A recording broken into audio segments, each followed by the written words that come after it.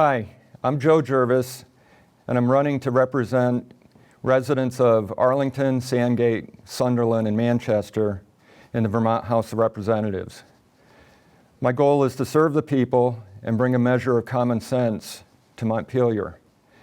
As your representative, I plan to focus on 4 areas: bringing back a strong economy, preventing tax increases, increasing the effectiveness of our education tax dollars, and addressing the rising crime across the state.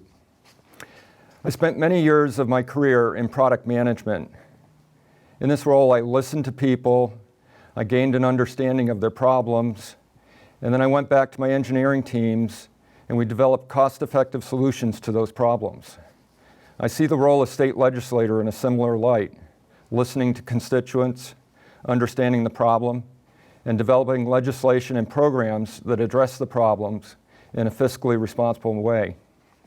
I also spent a number of years traveling the globe as a missionary, serving people of many different cultures around the world. Again, this was a role that I needed to understand their needs and provide culturally appropriate solutions with the tools and resources I had available to me. As I talk to fellow citizens across the district, I find they are concerned about the current $6 a gallon diesel fuel and heating oil. They are concerned about the rising crime, the rising flow of drugs into the state, and the rising number of fentanyl deaths. Families are asking what to buy this week. Should we buy heating oil or should we buy groceries? They're struggling to afford both. These are the concerns of Vermonters in this district. These concerns are not the mark of a strong economy or a safe state and nation, despite the president saying otherwise. We can see through the lies. Redefining the definition of a recession does not change the truth. The current situation with the economy, crimes, and drugs can all be directly traced to the failed policies of the Democrats at both the state and federal level.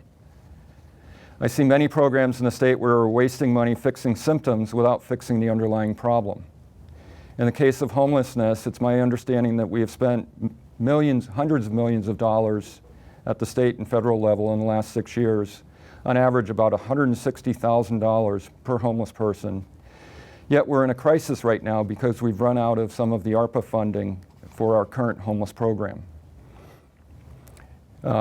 Many years of funding this, and the homeless have not become self-sufficient at the same time that our businesses are struggling to find workers.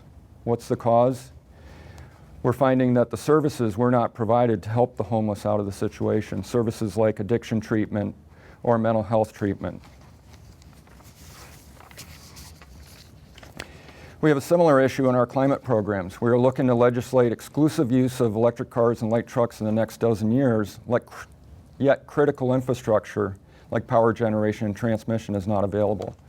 New England is facing a winter where there may be blackouts because of fuel shortages for the power plants caused by the Biden administration's war on conventional fuel. Clean nuclear power is dismissed, but we see failures in other parts of the nation and around the world where too much dependence is made on renewable power like solar and wind. We need to put in place balanced solutions that work.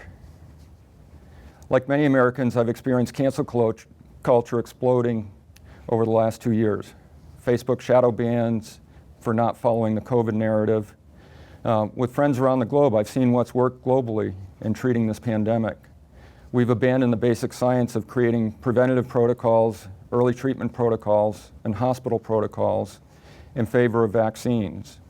It's infuriating that now the CDC is voting to put COVID shots on the childhood vaccination schedule, despite mountains of evidence that the cure is worse than the disease for children. I will work to ensure that parents have the right to choose with respect to their children's health. I will fight for parents across the board, be it removing critical race theory from the school or any other area where there is interference between parents and their children. I support the constitutional rights of all Vermonters, including freedom of religion, freedom of speech, and freedom to peacefully assemble. Vermonters shouldn't be canceled because they exercise these fundamental rights.